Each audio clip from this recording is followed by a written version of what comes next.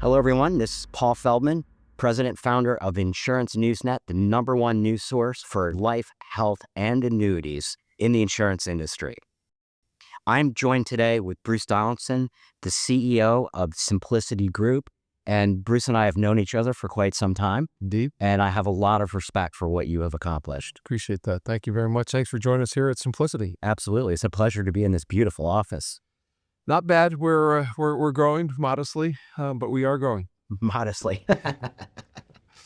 So what's crazy is that you guys are approaching your 10th year anniversary this year, and you've had an amazing growth story out of everybody in the industry. Tell me a little bit about it. How did you guys get started, and how has it grown? It's a great question. And we have, the growth has sort of been exponential over time. It's always hard to start a business, as you know, from having started yours. There are probably a lot of elements that go into it, but there are a couple simple principles from which we never deviate that really fuel the growth.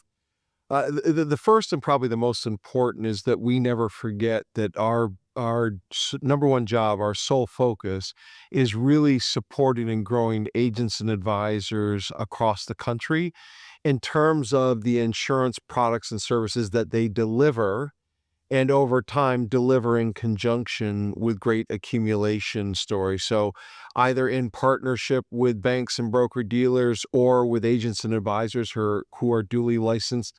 We have seen a big shift over the last 10 years from traditional insurance agents who are doing life insurance and annuities moving into a duly licensed world where they're also providing accumulation solutions.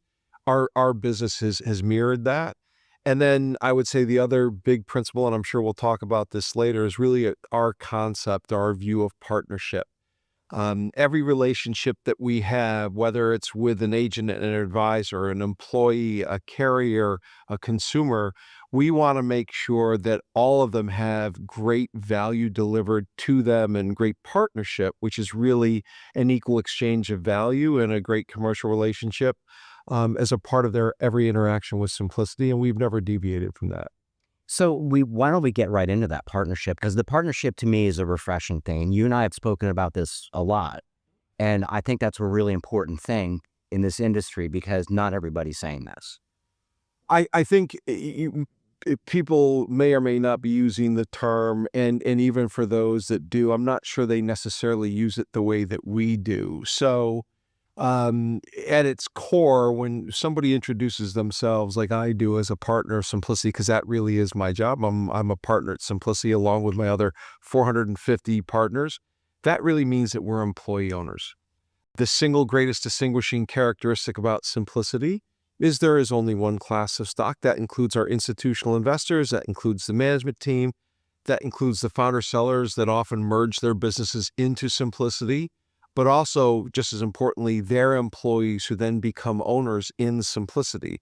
The fact that we all own one class of stock and that we rise and fall together, that really means not only are we partners in spirit, but we're legally partners with them. We rise and fall together. How we think about that partnership emanating, that feeling of partnership emanating outwards, two key areas that we focus on. One, for all the employees in Simplicity, and there is now almost 1,300 of us, we want to make sure that every employee of Simplicity that wants to have an ownership opportunity in Simplicity gets it. So in 2026, we will be rolling out a complete ownership opportunity for all Simplicity employees. And then just as importantly, for the agents and advisors with whom we work, we want to make sure that they have an opportunity to feel that partnership, not just in terms of the transaction where there's a fair value in every interaction they have with Simplicity, but also the opportunity to come and be an owner of Simplicity as we, continue to grow our partnership across the industry. So at its core, partnership comes down to two things. How does it feel? Do you feel like you are a partner and you're treated equally? And two, are you along for the ride from a Simplicity equity value creation standpoint? We have had unrivaled equity growth over the last 10 years. Nobody can do what we have done, or nobody has done what we've done. More importantly, we've shared that with everybody who's a partner at Simplicity. And so the second aspect is not just the feel, but it's the ownership of the business. Yeah, and I think that helps retain employees, and it gets your employees really treating your agent clients as best as they can. There's no substitute when you're a commercial counterparty to an organization for working with an owner. And if you look at some of the other large distribution businesses, whether they're the traditional aggregators or some of the really large privately held organizations, it's great when you're talking to the owner, but what happens when you're talking to one of the other 1,000 employees? Yeah. Well, Simplicity solves that by making sure that all of our employees actually are owners. They not only do they act like owners, but they have that ownership opportunity. And I think that's what has set us apart over the last 10 years and definitively will set us apart and allow that separation to grow as we move into the second decade. And that's going to be pretty exciting too for agents and advisors to actually have equity, and it's going to keep them stickier. Well, yeah, and it will. There's no doubt. But the throughput, the line that holds everything together, that what the common bond is that we want a perfect alignment of interest with everybody that's part of the Simplicity experience. And for our agents and advisors, why shouldn't they have that same opportunity? Does it make them stickier? Maybe it does, maybe it doesn't. Is it the right way to partner with them? Definitively. And that's what we're going to do. That's powerful. I hope so. We'll see. So other than partnership, tell me a little bit about what you guys are doing that's different than some of the other, what I call super IMOs, aggregators, or even, just a regular IMO. Thanks. Yeah, well, probably the most important factor is the one that we just touched on. It's the concept of employee ownership and the fact that those employees all own the same class of stock. And as we touched on at the end of last year, it's not just equity value appreciation, because if you talk to any of those other, super IMOs or RA roll-ups or broker-dealer roll-ups or whatever the story is, they've all got a really compelling equity story. And they do. That's what they market. We've seen all those marketing materials. The difference is they're usually just illustrating one class of stock that is owned by either the investors or the founder and not what everyone else owns. And we've broken that mold by saying, no, Simplicity is a partnership. We all own the same class of stock. It's the right way to do it. And I think that's what's going to assure our continued success. That creating equity value, but then delivering it back through liquidity events. And as you and I have talked about, we were very pleased to create our second big liquidity event at the end of last year.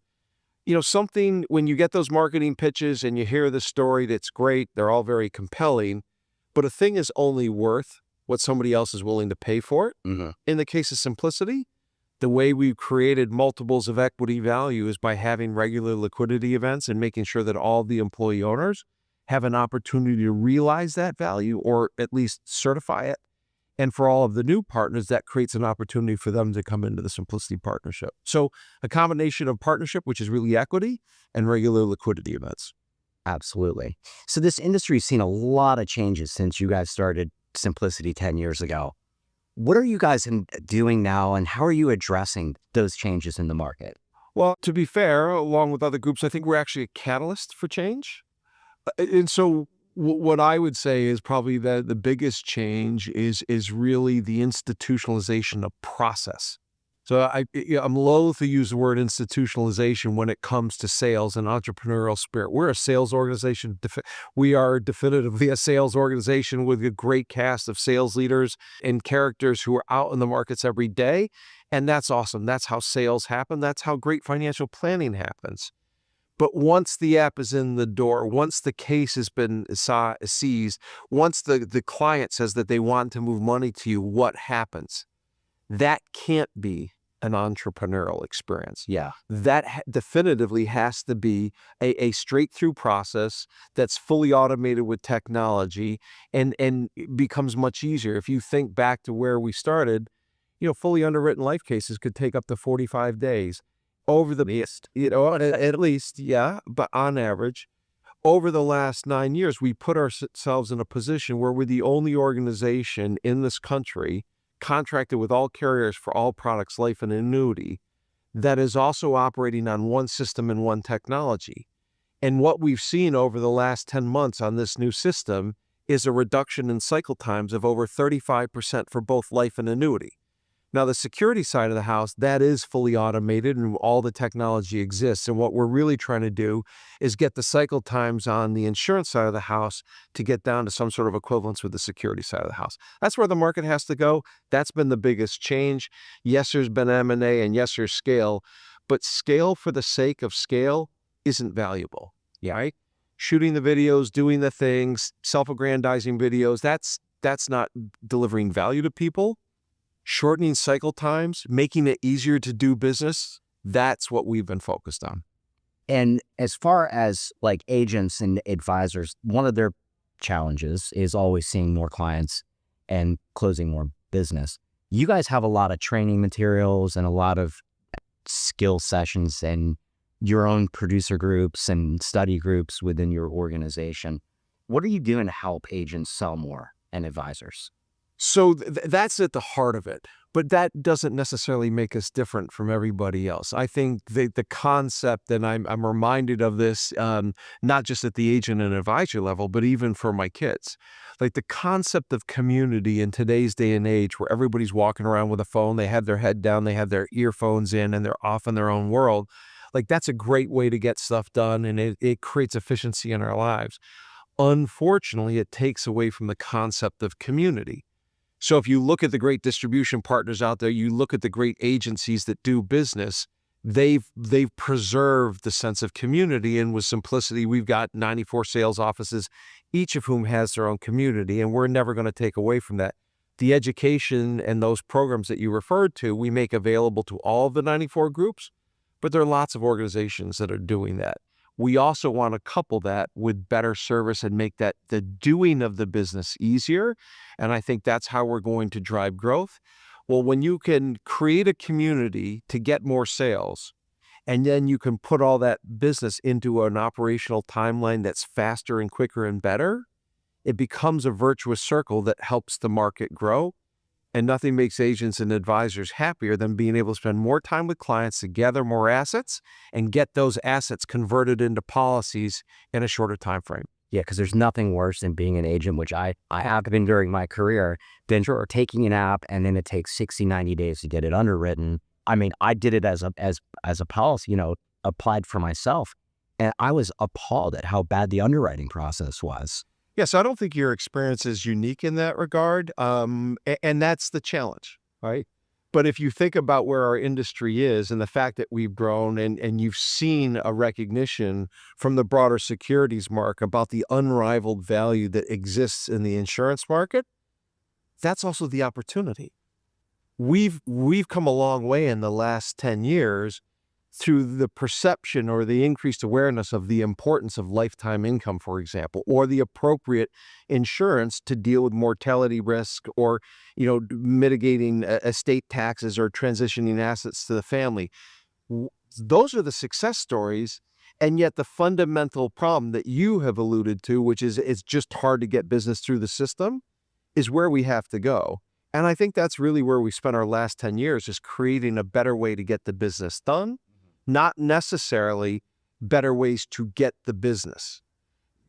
All of our distribution partners and competitors and all of their agents and advisors, they do an extraordinary job of highlighting the values of the products that we're bringing to the market. I don't know that there's a distinction between those platforms, including Simplicity, from the entrepreneurial spirit and the sales perspective. Where we're going to see a difference is focusing on the issue that you just talked about, which is I got that app, and why is it taking 60 days? We have to solve that, and that's what we're focused on. Now, your acquisition of Plum Life, that was a pretty big tech company. How does that fit into solving the underwriting process? The underwriting process, it gets bogged down in really a couple of things. One is the sort of the home office compliance, and somebody's chucking an application in and I have to have my team vetted. And, is there alignment of interest between the agent who's sending the case and the home office? And sometimes they feel like we really got to focus on compliance to overview that. We tell all our carriers, every dollar of premium we send to you, we're going to indemnify you for any sales practices, any liabilities, whatever. Let's just take the compliance overhang, that cops and robbers mentality, off the table. If you work with Simplicity and you're a carrier, you will never have to worry about the quality of business that we're sending you because we're going to do the compliance and legal oversight. The next thing is, do you have a staff of underwriters that are properly qualified to work with the carrier underwriters? And we have an extraordinary team led by Gene Zimmerlink of underwriters that can interface with the carriers to really get them the answers to the questions that they rightfully need to ask. So having qualified professionals and investing in that service on behalf of all our agents and advisors, that's critical. But then the last thing, which is what you just touched on, is the acquisition of Plum. The acquisition of Plum, or the partnership or the merger with Plum, wasn't just about getting an insurance technology platform. It was about creating the technology backbone for all of Simplicity. Yes. And you marry that technology with an unrivaled operations team led by Heather Alls and her partners, and you put those two things together, that's where that 35% reduction in cycle times this year in 2025 has come from. Wow. Now, it's taken us 9 years to get to this point, but the marriage of Plum and the great people in the operating department working together because they're partners and they own the same class of equity, and it's not Plum here and Life Pro there, but one team because they all own Simplicity. That's how we've been able to really start to shorten those cycle times. Yeah, and this is our December issue of our magazine. Oh my gosh, one. What does that mean? The Simplicity One. Yeah. And talk about what Simplicity One means to you. To be fair, one, simplicity. And no. Look, we would love to be the best of what we are creating. There's no question. Are we there yet? I don't think so. I'd like us to be number one, whatever that means. But what we're really focused on is not quantifying the result, but creating the team and the process to become one Simplicity. And that is really creating a sense that everybody, all 1,300 employees, when they come and join Simplicity, they're putting on that Simplicity blue jersey. They are joining one team. They're working in one process, on one technology, supporting one sort of sales support mechanism that supports all of our 94 communities out in the country. And what that really allows us to do is bring efficiency to the sales that are already happening. That's what one Simplicity really means, and we're laser focused on that. We're nowhere close to being done to what we want to do.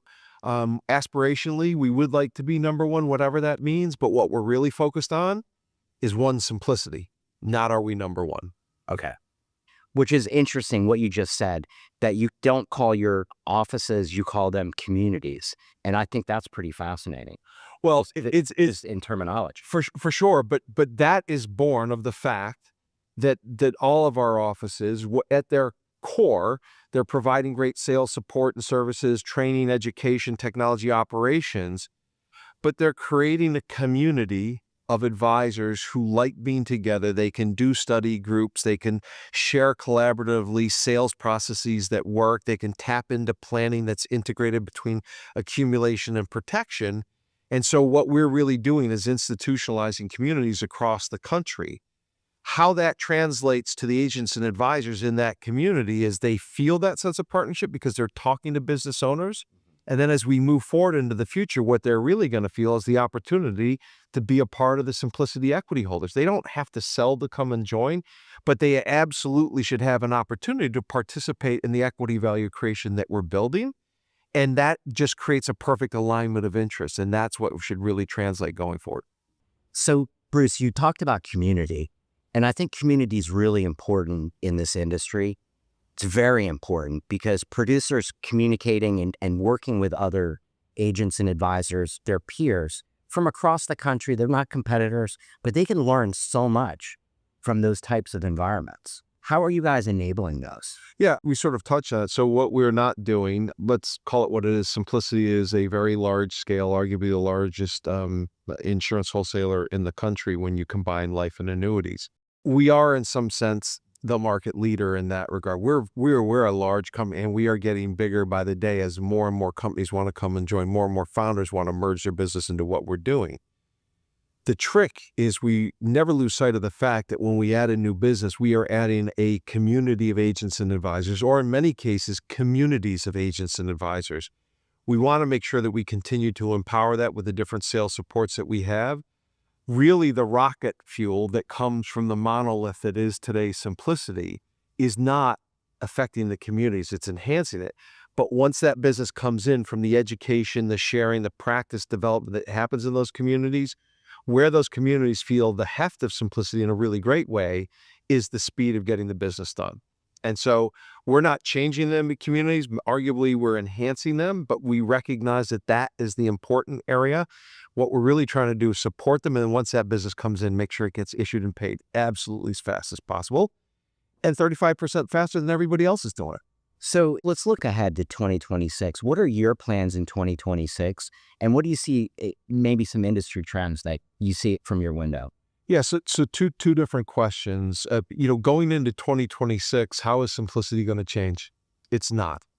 Because if you think about the things that we touched on, an employee owner-based model, one class of equity, no share games with outside investors or different classes of equity, regular liquidity events, a culture at Simplicity where we are supporting our sales offices and we're not running a home office. All those things go into the employee ownership mindset and the culture that we've created. That's been the key to our success over the last 10 years, and we're never going to change from that. So in terms of the strategy, in terms of how we're going to grow, we're not deviating from the things that made us successful. In terms of where the market is, that it's really interesting because from my perspective, over the last 10 years, you have seen a recognition of what I will broadly call the securities market. People who generally deal with accumulation products, whether it's in banks, credit unions, broker-dealers, asset managers, wealth managers, there has been a recognition of the importance, say, for example, of like guaranteed lifetime income. It's a pension substitute. Yeah. Ask any retiree that isn't so wealthy that they can't outlive their money, which is basically 90% of our country, if they'd like more pension support. 100% of those people are going to say yes. We have that in this industry. I'm not sure we've done a great job of marketing that. I think we started to change the perception in the minds of financial institutions of the benefits. I think we need to do a much better job of creating equivalence between protection products and accumulation products. And then focus not on are they equivalent from a sales standard, fiduciary rule, best interest, suitability. I think it's garbage. Everyone that we work with says they're working in the client's best interest. So then what does that mean? What do the clients want? Well, for 90% of Americans, this is a $25 trillion opportunity. They want more pension benefits. They used to get it from the companies that provided them. They used to get it from the government. Now there are questions around, Social Security and where that's going to go. That's not a political comment. That's just a financial comment. Yeah. So what do we offer? We offer the one thing that America wants and needs, and that's a pension substitute. And I think we're starting to see financial institutions recognize that, and maybe they've recognized it for a long time. But what haven't they had?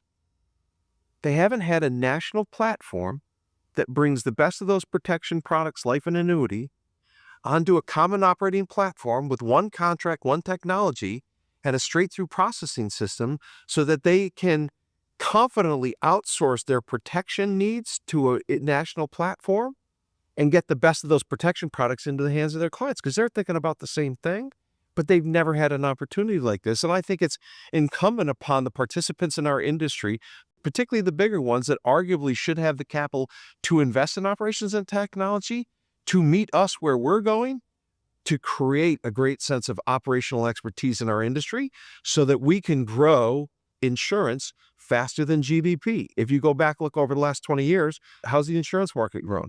Basically in line with GDP, if that. We should be growing at 10, 15, 20% a year because everyone recognizes our country is underinsured. So why hasn't that happened? Because it's just too hard to get the stuff issued. So looking at 2026, it's building and refining that platform, pushing it out into the financial institutions, and frankly, raising the practice standards for our entire industry so that more people who are not in the industry want to get into the industry and grow the industry. Okay, that's a good lead into this question. All right. How do we get more people in this industry? Because that is a problem. We don't have enough workhorses. We don't have enough advisors and agents, and I don't see enough of them new coming into the business other than through multi-level channels. I think we need to be very careful about the off-quoted, aging out of the insurance agent base. Looking back 10 years ago, there were 330,000 independent insurance agents, and that number is lower today. Great. The reality is the protection market has grown at the same time. You have seen an explosion of FIAs and MIGAs through COVID because of the value that they offered. There are different mechanisms, licenses, and business models to get those protection products out into the market. Otherwise, we wouldn't have seen that growth. So the shift has been to more institutional delivery of the products. And I think that's a great tailwind. And if I were talking to an agent or an advisor that was either young or looking to start out in our industry, you have to say that you can't be a product salesperson. Like, the days of being a product salesperson when you can buy any product online are continuing to wane. So what I would say to those younger agents and advisors or the newbies coming into the industry, you have to be duly licensed. And if you want a competitive edge, I think everyone gets, I want to go into the managed money industry. I get paid multiples and recurring revenue and all that stuff, which is all true. But now you're in competition with everybody else who's getting into this industry.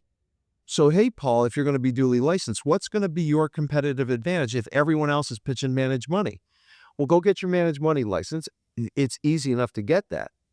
But now start thinking about how you're going to introduce the benefits of protection to start distinguishing yourselves from all the other managed money guys in the non-gender specific sense of that term who are out there only pitching managed money. That is what's really exciting. So I'm less worried about, the stats on how many individual insurance licensed agents are out there right now. Maybe it's 300,000, maybe it's a little bit less. Think about the explosion of the market and understand that there are different delivery mechanisms to get out there. That creates career development. That creates more revenue for the agents and advisors and everybody getting in the industry. And that is exciting. And I don't understand how people aren't looking at the holistic, total approach for their clients. You've got wealth managers, they don't offer insurance. You've got insurance people, they're not offering wealth products, and they're leaving clients money on the table. One of my good friends, all he sells is annuities. He doesn't even ask them about their life insurance. Yeah, and I think to say that there are wealth managers that don't offer protection and insurance agents that don't offer accumulation was probably true in the 2010s. As a general statement, I think that's not an unfair way of characterizing the market. But moving forward, just selling one product is not going to be a solution, or if it is, it's going to have a cap on where you can go with that. Still selling annuities or still selling life insurance, that's an awesome living and great value. But if I was singularly licensed with one product, I'm going to have to be great at it. And maybe there are lots of people who are. But if I'm going to think about how I'm going to grow over the next 5 or 10 or 15 years, I've got to think about what platform can I associate with, because the world is consolidating. That's not necessarily a bad thing. And frankly, it could be a good thing in the case of Simplicity if we're taking that consolidation and really making it easier to do business. But that I think you are seeing a sea change in terms of the marriage of accumulation and protection. I don't think that's going to stop. So one of Simplicity's competitive advantages, above and beyond everything else, is also proprietary products, life insurance and annuities. Let's talk a little bit about that. How do you go about doing that? What does your team look like? And how do you build new products? Yeah, so I think there are really two things that you're getting at. And let's be very clear about I love that hot question, so I have multiple answers. Proprietary products. What does that actually mean? So one way of thinking about proprietary products is an organization like ours coming up with a protection product and a design that meets a market need that's not being met today. It's proprietary because nobody else is doing it. That's very different than another version of proprietary, which is, hey, we have these products, but they're exclusive to us. Almost by definition, they're not meeting a market need that is unmet. They may have a different flavor, a different index or what have you, but they're proprietary in terms of their exclusivity. As an open architecture firm, we get the benefits of having proprietary products, and we have a whole team working on it to fill needs that are today unmet. But what we've been very thoughtful around is getting proprietary products for the sake of having exclusivity. Because when you get exclusivity now as an agent or an advisor, you have to start thinking about, well, who else, from an economic standpoint, is participating in the spread that comes from the premium that I'm putting into that proprietary product. I know carriers have to get a return on equity. I know wholesalers need to be fairly compensated. Definitively, retail agents and advisors who are doing the hard work of selling these products, they need to be paid fairly. So those three things have to be true. Historically, the remainder of that spread has gone into consumer value. Those would be the four traditional elements that you have to think about when you're designing a product. Now come proprietary products. And if those products aren't designed by an organization like ours, we now need to think about, well, is there a fifth mouth that needs to be fed? And where do those economics come from? Looking back historically, oftentimes that value comes out of the consumer pocket. It illustrates great up front, but the question is, how's it going to perform over time? So how do we think about proprietary product? We're very focused on meeting consumer needs that are not properly met today. And we're also thinking about bringing products that will align with agents and advisors who are going to do business to a certain standard. And that's the other big thing that we do need to talk about, our sales practices. Look, at Simplicity, we tell everybody, all our carrier partners and all our financial institutions, we are going to work in your client's fiduciary interest, to their best interest, to be clear, and we are going to indemnify you with our permanent capital. So let's take the compliance issues off the table. Well, if we're doing that, now we're forcing the sales standards to come up, but that enhances the perception of these products relative to the securities industry. And now we have no more Ken Fishers of the world disparaging our industry because, oh, you sell commissionable products or we're a fiduciary. That's garbage. It's just garbage. All that is a marketing stick to reinforce his equity value. What a shock. He's working in his own best interests, not his clients. Our industry is actually delivering values that his business, by definition, isn't, because we do sell protection products. But what we're trying to do is raise the standards to create the reality and turn the perception into reality that there is no difference. And now the consumer can start thinking, I need protection. I'm not worried about commissions and sales standards. I know that the only place that I can get lifetime income is with a fixed index annuity with an income rider or other annuity product, which is at its heart a pension. That's what America wants. And as an industry, we have to get out of the usual tripwires, commissions versus fees, suitability versus best interest, and start focusing on the inherent values that only we can bring as an industry to the consumers and what they're clamoring for.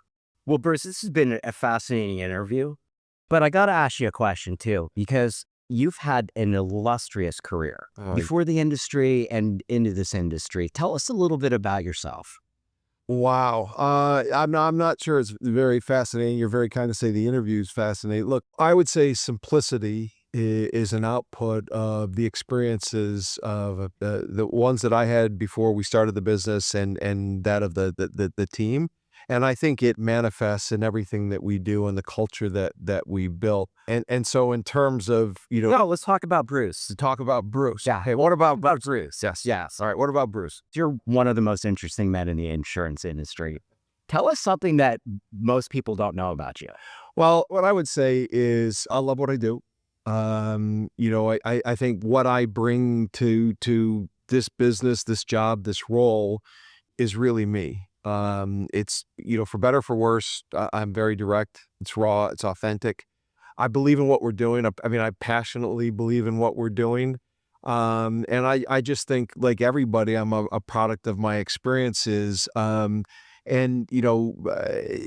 had decades in the broader financial services industry, there are lots of experiences, and some of them are good, some of them are bad.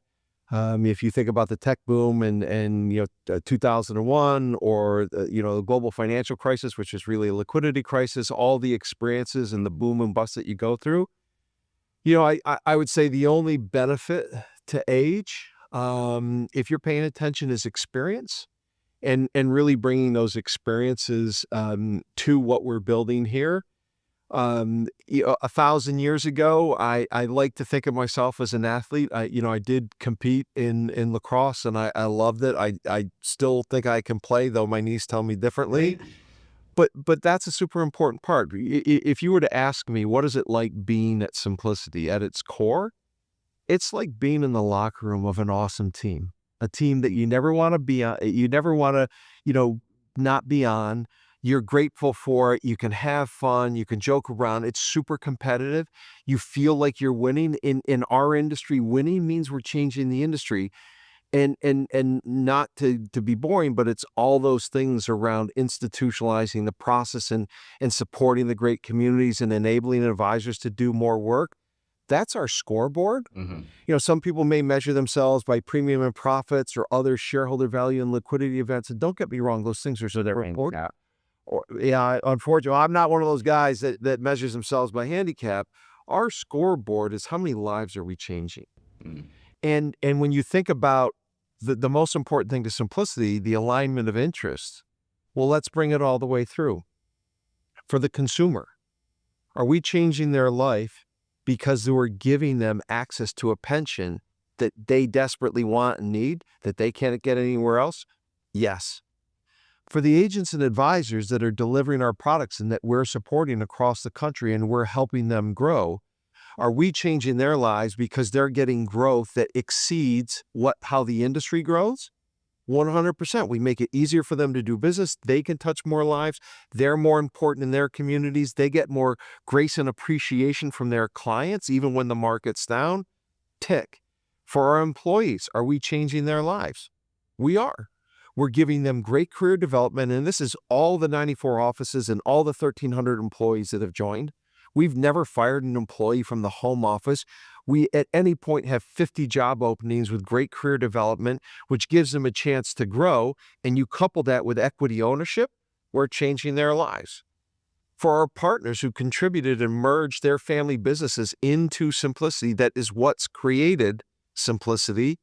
We've changed their lives. We've given them a succession plan. We've allowed them to keep their employees and serve their agents and advisors, even when they've had to deal with health challenges or retirement, or God forbid, families that have experienced mortality that would have otherwise bankrupted those businesses, and now that business continues on. For our investors, look, we've changed a lot of lives because we've delivered extraordinary equity value creation. Lots of groups do that or say they do it.